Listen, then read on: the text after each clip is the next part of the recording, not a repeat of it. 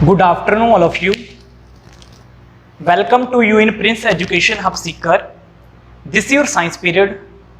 Today we have start new topic in chapter number 11. New topic name is force can change state of motion.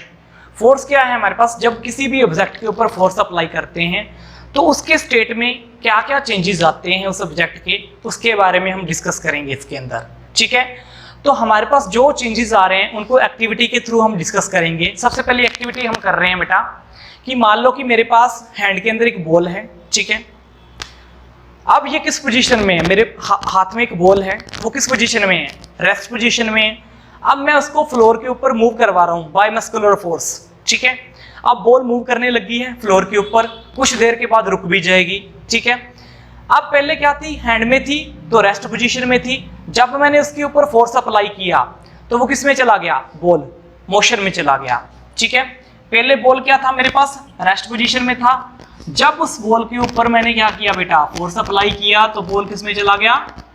Motion में चला गया। इसका meaning rest में था, force apply किया, motion में चला गया। तो जब हम किसी भी ऑब्जेक्ट के ऊपर फोर्स अप्लाई करते हैं तो उसके स्टेट में कोई ना कोई चेंज आता है। यहाँ पे क्या चेंज आ रहा है? पहले रेस्ट में था, अब वो किस में हो गया बेटा? ऑब्जेक्ट मोशन में हो गया। तो यहाँ पे स्टेट में था, स्टेट में कौन सा चेंज आया है? पहले रेस्ट में था, अब वो किस में चला गया? मोशन में चला गया। नेक्स्ट हम एक और एक्टिविटी करते हैं। मान लो कि हमारे पास फुटबॉल का मैच चल रहा है। ठीक है, फुटबॉल का मैच चल रहा है और उसके अंदर प्लंटी किक लग चुकी है। तो प्लंटी किक के दौरान हमारे पास क्या होता है? एक जो फुटबॉलर होता है वो फुटबॉल को किक करेगा और गोल करना चाहेगा। ठीक है, उस टाइम पे क्या होता है? जो गोलकीपर होता है उस बॉल को रोकना चाहेगा। मान लो कि एक जो फुटबॉल प्लेयर है हमारे पास, ठीक है, उसने बॉल को हिट किया या किक किया। अब बॉल की स्पीड तेजी से इंक्रीज होगी। अब बॉल किसकी ओर जा रही है? गोलकीपर की ओर जा रही है और गोलकीपर ने उस बॉल को रोक लिया। गोलकीपर ने क्या किया बेटा? उस बॉल को रोक लिया। पहले बॉल किसमें थी बेटा? पहले बॉल किसमें थी? हिट करने से पहले रेस्ट में थी। फिर जब उसने हिट किया उस बॉल को क्या किया? हिट किया। बॉल किसमें चला गया? मोशन में चला गया। फिर अपोजिट साइड से हमारे पास क्या हुआ? अपोजिट साइड से फोर्स लगा किसका? गोलकीपर का। तो गोलकीपर ने उस बॉल को क्या कर लिया? पकड़ लिया। अब बॉल किसमें चला गया? दोबारा फिर रेस्ट पोजीशन में चला गया। तो हमारे पास यहां पे क्या हो रहा है? जब बॉल को हिट कर रहा है कौन? फुटबॉलर। ठीक है, तो बॉल रेस्ट में था, किसमें चला गया? मोशन में। अब आगे से फोर्स अप्लाई हो रही है और अपनी मस्कुलर फोर्स के कारण वो उस जो गोलकीपर होता है उस बॉल को रोक लेता है। अब बॉल की स्पीड क्या हो जाएगी? 0 हो जाएगी जब उस बॉल को रोक लिया। तो अपोजिट साइड से जब उसने फोर्स लगाई तो हमारे पास क्या हुआ? वो बॉल किस में चली गई? रेस्ट में चली गई। ठीक है, तो यहाँ पे हमें क्या देखने को मिला कि हमारे पास स्टेट क्या हो रही है? चेंज हो रही है। पहले रेस्ट में था, फिर किस में चला गया? मोशन में। जब अपोजिट साइड में फोर्स अप्लाई होगी तो वो जो मोशन में था कोई भी ऑब्जेक्ट, अब वो किस में चला जाएगा? रेस्ट में चला जाएगा। ठीक है, जो मोशन में था वो किस में चला जाएगा बेटा? रेस्ट में चला जाएगा। ओके, अब एक और एग्जांपल देखो कि जब हमारे पास कोई भी बॉडी मूव कर रही है वो रेस्ट में कैसे जाती है। मान लो कि हम बाइक चला रहे हैं। ठीक है, मान लो कि हम क्या कर रहे हैं? बाइक चला रहे हैं और आगे गड्ढा आ चुका है बड़ा सारा। तो हम क्या करेंगे? बाइक को रोकेंगे और बाइक को रोकने के लिए क्या करेंगे? ब्रेक अप्लाई करेंगे। पहले बाइक किसमें थी? मोशन में थी। जब हमने उसके ऊपर ब्रेक अप्लाई किया, उसके ऊपर फोर्स अप्लाई की, तो वो किस में चली गई? रेस्ट में चली गई। तो वहां पे भी क्या हुआ बेटा? पहले मोशन में था, फिर वो किस में चला गया? रेस्ट में चला गया। तो वहां पे स्टेट क्या हो गया? चेंज हो गया। तो हमारे पास स्टेट कैसे चेंज हो सकता है? अगर कोई रेस्ट पोजीशन में कोई बॉडी है, वो जब उसके ऊपर फोर्स अप्लाई करेंगे तो वो किस में चली जाएगी? मोशन में चली जाएगी। अगर कोई मोशन में है कोई भी बॉडी, अगर उसके ऊपर फोर्स अप्लाई करेंगे तो वो किस में चली जाएगी बेटा? रेस्ट में चली जाएगी। तो हमने यहाँ पे क्या सीखा कि अगर कोई बॉडी क्या है बेटा? रेस्ट में है तो उसके ऊपर फोर्स अप्लाई कर रहे हैं, वो मोशन में चली जाती है। अगर कोई बॉडी मोशन में है तो उसके अपोजिट साइड जब हम उसके ऊपर फोर्स अप्लाई करते हैं तो वो बॉडी क्या हो जाती है, रेस्ट पोजीशन में चली जाती है। ठीक है, नेक्स्ट हम बात करते हैं इसके अंदर। नेक्स्ट है हमारे पास इसी के अंदर एक और एक्टिविटी है जिसके बारे में हम डिस्कस करेंगे। इसी के अंदर हमारे पास नेक्स्ट एक्टिविटी है बेटा। नेक्स्ट एक्टिविटी के अंदर हम क्या करेंगे, हमारे पास बॉल है और बॉल को मैं किसके ऊपर स्ट्राइक करवा रहा हूं, वॉल के ऊपर, दीवार के ऊपर। ठीक है, अब मैं बॉल को तेजी से वॉल के ऊपर गिरा रहा हूं, फॉल करवा रहा हूं, मैं बॉल को इस तरफ मूव करवा रहा हूं, तो बॉल वॉल से टकरा के अपोजिट डायरेक्शन में मेरी तरफ आएगी। ऐसा क्यों होता है हमारे पास कि जब मैं बॉल को वॉल के ऊपर फॉल डाउन करवा रहा हूं तो बॉल उससे स्ट्राइक करके मेरे तक क्यों वापस आ रही है, क्यों? यहां पे क्या हो रहा है बेटा, सुनो ध्यान से। जब मैं बॉल को फोर्स अप्लाई करके उसी डायरेक्शन में मूव करवा रहा हूं और आगे से हमारे पास वो जो ऑब्जेक्ट है वो उसकी डायरेक्शन को क्या कर रहा है, चेंज कर रहा है, अपोजिट डायरेक्शन में क्या कर रहा है, उसको मूव करवा रहा है। तो यही हमारे पास फेनोमेना इसके अंदर डिस्कस करेंगे। तो इस एक्टिविटी के लिए हम क्या करते हैं बेटा, मान लो कि मेरे पास एक स्केल है, ठीक है, मेरे पास एक बड़ा सारा स्केल है, ठीक है। अब मैं क्या करवा रहा हूं, यहां से बॉल को मूव करवाऊंगा और इसके ऊपर स्ट्राइक करवाऊंगा। किसके ऊपर, स्केल के ऊपर, इस रूलर के ऊपर या स्केल के ऊपर मैं क्या करवा रहा हूं बेटा, स्ट्राइक करवा रहा हूं किसी बॉल को। जब बॉल इससे स्ट्राइक करेगी तो अपनी डायरेक्शन क्या कर लेगी, चेंज कर लेगी और इस डायरेक्शन में मूव करने लग जाएगी। ऐसा क्यों हुआ हमारे पास, ऐसा इसलिए हुआ कि जब बॉल किसी अदर ऑब्जेक्ट के साथ क्या कर रही है, स्ट्राइक कर रही है, वो ऑब्जेक्ट क्या कर रहा है, उस बॉल की पोजीशन को क्या कर रहा है, चेंज कर रहा है, उसकी डायरेक्शन को क्या कर रहा है बेटा, चेंज कर रहा है।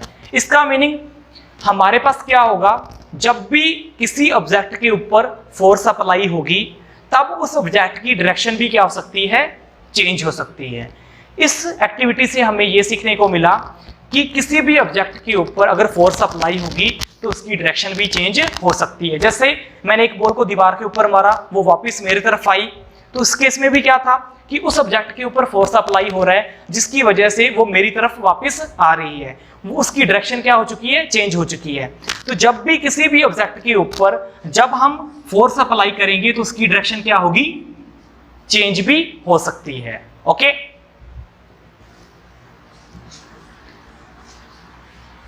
तो जितनी भी हमने इस टॉपिक के अंदर एक्टिविटी की है बेटा, उससे हमें क्या पता लगा है, एक तो हमें यह पता लगा है कि अगर कोई भी ऑब्जेक्ट क्या है, रेस्ट में है, वो किस में चला जाएगा, मोशन में चला जाएगा जब उसके ऊपर फोर्स क्या होगी, अप्लाई होगी। ठीक है, सेकंड हमें क्या पता लगा, अगर कोई ऑब्जेक्ट क्या है, मोशन में है, उसके अपोजिट साइड हम फोर्स क्या कर दें, अप्लाई कर दें, तो वो ऑब्जेक्ट किस में चला जाएगा, रेस्ट में चला जाएगा।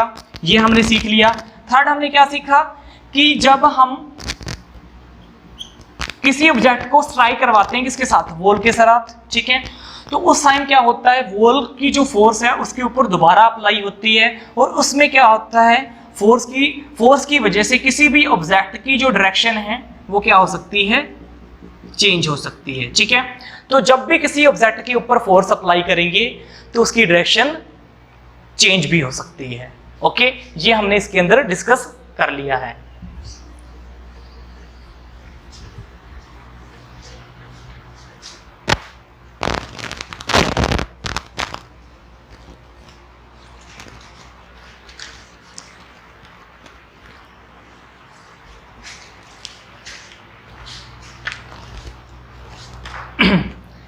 नेक्स्ट टॉपिक है हमारे पास बेटा, force can change the shape of an object. एक जो फोर्स हम किसी ऑब्जेक्ट के ऊपर अप्लाई करते हैं तो उसकी शेप के अंदर भी चेंजेस हमारे पास आते हैं। ठीक है, जब भी हम किसी भी ऑब्जेक्ट के ऊपर, ठीक है, फोर्स अप्लाई करेंगे तो उस ऑब्जेक्ट की शेप में चेंज आएगा। कैसे आएगा, इसको भी एक्टिविटी के थ्रू हम समझते हैं। सबसे पहले हमारे पास एक्टिविटी, हमने एक रबर ली, ठीक है, रबर आपको पता है स्ट्रेच हो जाती है। ठीक है, पहले रबर इस पोजीशन में थी, जब हमने इसको खींचा, फोर्स अप्लाई किया तो उसकी शेप में क्या आया, चेंज आया। पहले इतनी थी वो, फिर क्या होगी, स्ट्रेच करने पर इतनी होगी। तो जब भी हम किसी भी ऑब्जेक्ट के ऊपर फोर्स अप्लाई करेंगे तो उसकी शेप में क्या आएगा, चेंज आएगा। कैसे, एक हमारे पास स्पंज होता है, स्पंज क्या होता है, एक सॉलिड होता है, सॉलिड सब्सटेंस होता है। और आपको पता है स्पंज हमारे पास बिल्कुल क्या होता है, सॉफ्ट होता है। जब हम उसको प्रेस करते हैं तो वो क्या हो जाता है, प्रेस हो जाता है।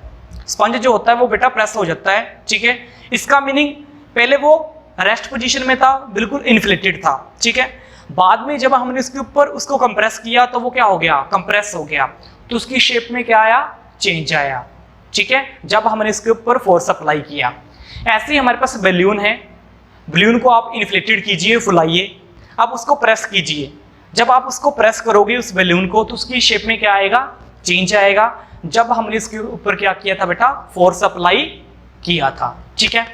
ऐसा ही अगर हम और बात करें कि मान लीजिए हमारे पास क्या है, अगर और बात करें जैसे हमारे पास घरों के अंदर क्या होता है, डफ होता है। डफ मीन्स जब हम क्या करते हैं, आटे को गूंथते हैं, ठीक है, तो जो डफ बनता है, जब डफ को बार बार प्रेस करते हैं तो उसकी शेप में भी क्या आता है हमारे पास बेटा, चेंज आता है। और उसके बाद हम क्या करते हैं, उसकी चपाती बनाते हैं। पहले डफ होता है, फिर उसकी चपाती बनती है। फोर्स के कारण उसमें क्या आया, चेंज आया हमारे पास, ठीक है। तो ये सभी हमारे पास क्या है बेटा, कि जब हमारे पास किसी भी ऑब्जेक्ट के ऊपर फोर्स अप्लाई कर रहे हैं तब उस ऑब्जेक्ट की शेप के अंदर क्या आता है, चेंज आता है। एक बात इसके अंदर और ध्यान रख लेनी है कि अगर हम मैक्सिमम फोर्स अप्लाई करेंगे, अगर हम ज्यादा फोर्स अप्लाई करेंगे तो कोई भी ऑब्जेक्ट ब्रेक हो सकता है, टूट सकता है। कैसे, जैसे हम रबर को खींच रहे हैं, कुछ हद तक खींचेंगे तो कुछ नहीं होगा, अगर जोर से और ज्यादा खींचेंगे तो रबर बीच में से क्या हो जाएगा, ब्रेक हो जाएगा। जब हम मैक्सिमम फोर्स लगाएंगे तो उसकी शेप तो चेंज नहीं होगी लेकिन वो टूट जाएगा बीच में से, ठीक है। जैसे हम और कोई एग्जांपल लेते हैं, जैसे बैलून है, बैलून को और ज्यादा कंप्रेस करेंगे तो वो क्या हो सकता है, फट सकता है, ठीक है। तो अगर हम मैक्सिमम फोर्स लगा रहे हैं तो उसकी शेप में कोई चेंज नहीं आएगा, लेकिन वो क्या हो सकता है बेटा, डैमेज हो सकता है वो ऑब्जेक्ट, ठीक है। लेकिन हमने इसके अंदर ये प्रूफ कर दिया कि जब हम बेटा किसी ऑब्जेक्ट के ऊपर फोर्स लगाते हैं तो उसकी शेप में कुछ ना कुछ क्या आता है, चेंज आता है। उसके बाद हम बात करते हैं कि जो हमारी फोर्स होती है उसके टू टाइप होते हैं, ठीक है। जो फोर्स होती है हमारे पास उसके टू टाइप होते हैं, एक होता है कॉन्टैक्ट फोर्स और एक हमारे पास क्या होता है बेटा, नॉन कॉन्टैक्ट फोर्स। एक होता है कॉन्टैक्ट फोर्स और एक होती है नॉन कॉन्टैक्ट फोर्स, ठीक है। टू टाइप की होती हैं। अब वन बाय वन डिस्कस करेंगे कि कॉन्टैक्ट फोर्स क्या होता है और नॉन कॉन्टैक्ट फोर्स हमारे पास क्या होता है। फर्स्ट ऑफ हम डिस्कस कर रहे हैं किसके बारे में, कॉन्टैक्ट फोर्स के बारे में, कि हमारे पास कॉन्टैक्ट फोर्स क्या है। कॉन्टैक्ट फोर्स क्या होता है बेटा, सुनो ध्यान से, कि जब हमारे पास कोई दो ऑब्जेक्ट आपस में इंटरेक्शन में आएंगे, आपस में कॉन्टैक्ट बनाएंगे, जब उनके ऊपर जो फोर्स अप्लाई हो रहा है that is known as a contact force. जैसे मैंने आपको एग्जांपल दिया था, अगर मैं कार को पुश करूंगा, कार के पास खड़ा रहूंगा तो कार आगे की ओर मूव नहीं करेगी। जैसे ही मैं उसके साथ कॉन्टैक्ट बनाऊंगा, उसको पुश करूंगा, वो आगे की ओर क्या करेगी, मूव करेगी। तो वो कौन सा फोर्स है हमारे पास बेटा, कॉन्टैक्ट फोर्स है, ठीक है। जैसे मैं कोई बॉक्स है उसको पुश करवाऊंगा आगे की ओर, तो वो भी कौन सा फोर्स है हमारे पास बेटा, कॉन्टैक्ट फोर्स है। जब टू ऑब्जेक्ट आपस में कॉन्टैक्ट में आएंगे तब उनके ऊपर जो फोर्स अप्लाई हो रहा है बेटा that is known as a contact force. इसके लिए हमें ये जरूरी है कि दो ऑब्जेक्ट आपस में कॉन्टैक्ट में आने चाहिए, तभी ये फोर्स हमारे पास अप्लाई हो सकती है, नहीं तो नहीं हो सकती। अब कॉन्टैक्ट फोर्स के भी आगे टाइप्स होते हैं। कॉन्टैक्ट फोर्स का एक टाइप है हमारे पास मस्कुलर फोर्स और एक होता है फ्रिक्शन फोर्स। कॉन्टैक्ट फोर्स के बारे में बता दिया, आगे कॉन्टैक्ट फोर्स के काफी सारे टाइप्स हैं। एक है हमारे पास मस्कुलर फोर्स और दूसरा क्या है, फ्रिक्शन फोर्स। इनको वन बाय वन डिस्कस करेंगे कि मस्कुलर फोर्स क्या है और फ्रिक्शन फोर्स क्या है। मान लो कि मेरे पास बुक है बेटा, ठीक है, तो मान लो कि मेरे पास मार्कर है, मार्कर को मैंने नीचे रख दिया, ठीक है। अब मैं मार्कर को उठाऊंगा, क्या मैं बिना फोर्स लगाए, बिना हैंड लगाए मार्कर को उठा सकता हूं, नहीं उठा सकता। जब मैंने अपना ये फोर्स लगाया, किसका, हैंड वाला फोर्स लगाया, तभी ये मार्कर मैंने इसको उठा लिया, ठीक है। अगर मैं बुक को उठाना चाहता हूं तो मेरे को क्या करना पड़ेगा बेटा, हैंड का फोर्स लगाना पड़ेगा और बुक को उठाना पड़ेगा, मींस पुल करना पड़ेगा और बुक को उठाना पड़ेगा। यहाँ पे मैं लिफ्टिंग कर रहा हूँ और बुक को क्या कर रहा हूँ, उठा रहा हूँ। तो मीनिंग इसके अंदर क्या हो रहा है बेटा, मस्कुलर फोर्स हमारे पास क्या होता है, मस्कुलर फोर्स हमारे पास वो फोर्स होता है जो हमारी बॉडी के द्वारा क्या होता है, अराइज होता है, जो हमारी बॉडी के द्वारा, हमारे मसल्स के द्वारा अराइज होता है जो फोर्स, उसको बोलते हैं मस्कुलर फोर्स। ठीक है, तो मस्कुलर फोर्स क्या है, सुनो ध्यान से, the force that are arises due to muscular of body that is known as a muscular force. जो हमारी बॉडी के मसल्स के द्वारा जो फोर्स अप्लाई हो रहा है that is known as a muscular force. हम कोई भी चीज उठाते हैं, जैसे स्कूल बैग है, उसको लिफ्ट करवा रहे हैं अपने कंधों के ऊपर, तो वो कौन सा फोर्स है, मस्कुलर फोर्स है। ठीक है, किसी चीज को हम पुश करते हैं, पुल करते हैं, तो वो किसके द्वारा करते हैं, अपनी मसल्स फोर्स के द्वारा ही हम करते हैं। तो आपको समझ में आएगा कि मस्कुलर फोर्स हमारे पास क्या है बेटा, वो फोर्स जो हमारी बॉडी के द्वारा प्रोवाइड हो रहा है, जो हमारी मसल्स के द्वारा प्रोवाइड हो रहा है, फोर्स अराइज हो रहा है, that type of force is known as a muscular force. अब मस्कुलर फोर्स के एग्जांपल देखो, मैंने आपको एग्जांपल काफी बता दिए हैं। अब एनिमल के अंदर एग्जांपल देखो, एनिमल के अंदर कैसे होगा, जैसे बुलोक होता है, बुलोक, कैमल, ठीक है, या डोंकी लगा लो या हॉर्स लगा लो, तो उनमें क्या होता है, वो मस्कुलर फोर्स के कारण ही क्या करते हैं, किसी ना किसी कार्ट को खींचते हैं। ठीक है, जैसे बुलोक है, बुलोक जो है हमारे पास, वो कार्ट को कैसे खींचता है, मस्कुलर फोर्स के कारण। कैमल भी क्या करता है, कार्ट को या बेल जो गाड़ी होती है उसको कैसे खींचता है, मस्कुलर फोर्स के कारण। ठीक है, तो जितने भी हमारे पास एनिमल हैं जो अपना वर्क कर रहे हैं वो किसके कारण कर रहे हैं, मस्कुलर फोर्स के कारण ही कर रहे हैं। नेक्स्ट है हमारे पास बेटा फ्रिक्शन फोर्स। अब फ्रिक्शन फोर्स हमारे पास है क्या, सुनो ध्यान से, what is the meaning of friction force. अब इसको भी एक्टिविटी के थ्रू समझेंगे कि हमारे पास ये फोर्स क्या है। मान लो कि मेरे पास बॉल है बेटा, ठीक है, अब बॉल को मैंने फ्लोर के ऊपर रन करवाया, ठीक है, अब मैंने मस्कुलर फोर्स अप्लाई किया और बॉल को रन करवाया किसके ऊपर, फ्लोर के ऊपर। आप कुछ देर के बाद देखोगे बॉल क्या हो जाती है, रुक जाती है। अब वो बॉल स्टॉप क्यों हुई, उसके पीछे रीजन क्या है, ठीक है। अब एक और अदर एग्जांपल देख लो हमारे पास, ये तो मैंने आपको बॉल का बता दिया। जैसे मैं बाईसाइकिल है मेरे पास, बाईसाइकिल को पेंडलिंग करता जा रहा हूं, तब तक क्या करेगा, बाईसाइकिल चलता रहेगा। जैसे ही मैंने पेंडलिंग स्टॉप कर दी किसकी, बाईसाइकिल की, बाईसाइकिल कुछ दूरी के पे जाके क्या हो जाएगा बेटा, स्टॉप हो जाएगा, बाईसाइकिल रुक जाएगा जब मैंने उसकी पेंडलिंग स्टॉप कर दी। ऐसा क्यों हुआ हमारे पास, मान लो कि हमारे पास क्या है, कार है, ठीक है, हम उसको चला रहे हैं, जब मैंने उसका इंजन स्विच ऑफ कर दिया, मैंने स्विच क्या किया, ऑफ कर दिया उसका इंजन, कुछ देर के बाद हमारी कार क्या हो जाती है, स्टॉप हो जाती है, रुक जाती है। ऐसा क्यों होता है, तो मैंने आपको कितने एग्जांपल बता दिए, बॉल का एग्जांपल बता दिया, बाईसाइकिल का एग्जांपल बता दिया, कार का एग्जांपल बता दिया। तीनों केस के अंदर क्या हो रहा है, कुछ दूरी पे जाके वो क्या हो रहे हैं बेटा, स्टॉप हो रहे हैं। इसके पीछे रीजन क्या है, सुनो ध्यान से, हमारे पास ये जो फोर्स है उस ऑब्जेक्ट के ऊपर हमें दिखाई नहीं दे रहा। जैसे बॉल है, बॉल को हम फ्लोर के ऊपर रन करवा रहे हैं, कुछ देर के बाद बॉल जो है वो रुक जाती है। क्यों रुकती है, क्योंकि उसके ऊपर फोर्स अप्लाई हो रहा है। वो जो फोर्स अप्लाई हो रहा है उस ऑब्जेक्ट के ऊपर, उस बॉल के ऊपर, वो हमें बेटा दिखाई नहीं दे रहा, लेकिन एक्चुअल में वो फोर्स हमारे पास क्या हो रहा है, अप्लाई हो रहा है। और उसी फोर्स को क्या बोलते हैं हम बेटा, फ्रिक्शन फोर्स बोलते हैं। अब इसको फ्रिक्शन फोर्स क्यों बोलते हैं हमारे पास बेटा, जैसे बॉल है, ठीक है, ये बॉल है मान लो, ओके, अब बॉल ये हमारे पास सरफेस है, ठीक है, ये मान लो कि ये हमारे पास सरफेस है, ठीक है, ये सरफेस है हमारे पास, ओके। अब ये बॉल है हमारे पास, इसके ऊपर हमारे पास बॉल को मैंने मूव करवाया, ये बॉल आगे की ओर मूव करेगा, ये आपको पता है, ठीक है, और यहां पे आके बॉल क्या हो जाता है, स्टॉप हो जाता है, ठीक है, इस सरफेस पे आके बॉल क्या हो गया, स्टॉप हो गया। अब सुनो इस केस के अंदर क्या हो रहा है, आप सुनो, फ्रिक्शन फोर्स हमारा कहां पे अप्लाई होता है, जो हमें दिखाई नहीं देता। सुनो ध्यान से, जो फ्रिक्शन फोर्स है वो हमारा अप्लाई होता है बॉल का जो नीचे वाला सरफेस एरिया है और जो ग्राउंड का सरफेस एरिया है, इन दोनों में आपस में क्या है, कॉन्टैक्ट है, ठीक है, ये दोनों आपस में मिल रहे हैं, बॉल का सरफेस एरिया और किसका सरफेस एरिया, ग्राउंड का सरफेस एरिया, वो आपस में एक दूसरे को क्या कर रहे हैं बेटा, टच कर रहे हैं, कॉन्टैक्ट में हैं, और यहाँ पे हमारा क्या होता है, फ्रिक्शन फोर्स क्या होता है, अप्लाई होता है। ये जो फ्रिक्शन फोर्स है ये कैसे वर्क करता है बताता हूं। जब मैंने बॉल को मूव करवाया फ्लोर के ऊपर, ठीक है, मान लो कि बॉल को मूव करवा रहा हूं इस डायरेक्शन की ओर, ठीक है, इस डायरेक्शन की ओर बॉल को मूव करवा रहा हूं, तो उसमें क्या होगा, हमेशा ही जो फ्रिक्शन फोर्स है वो हमेशा ही अपोजिट साइड लगेगा, जिसके कारण क्या होता है बेटा, बॉल क्या हो जाती है, स्टॉप हो जाती है। सुनो ध्यान से, यहां पे क्या हो रहा है हमारे पास,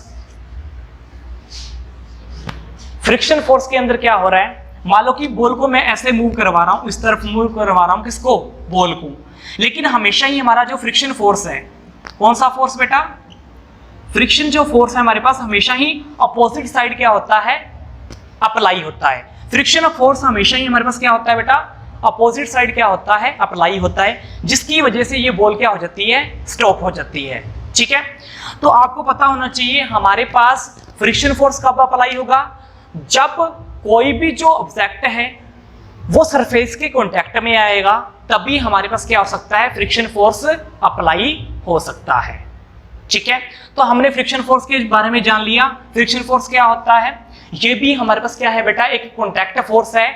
जब कोई भी ऑब्जेक्ट किसी सरफेस के कांटेक्ट में आएगा तब उसके अपोजिट साइड जो फोर्स लगेगा उसको बोलेंगे फ्रिक्शन फोर्स। कैसे, मान लो कि बॉल इस ओर मूव कर रही है, बॉल का मोशन जो है बॉल का वो किस तरफ है, इस तरफ है, ठीक है, बॉल हमारी मूव इस तरफ कर रही है, लेकिन हमेशा ही जो फ्रिक्शन फोर्स है वो अपोजिट साइड क्या होगा, अप्लाई होगा, जिसकी वजह से हमारे पास क्या होता है बेटा, बॉल क्या हो जाती है, स्टॉप हो जाती है।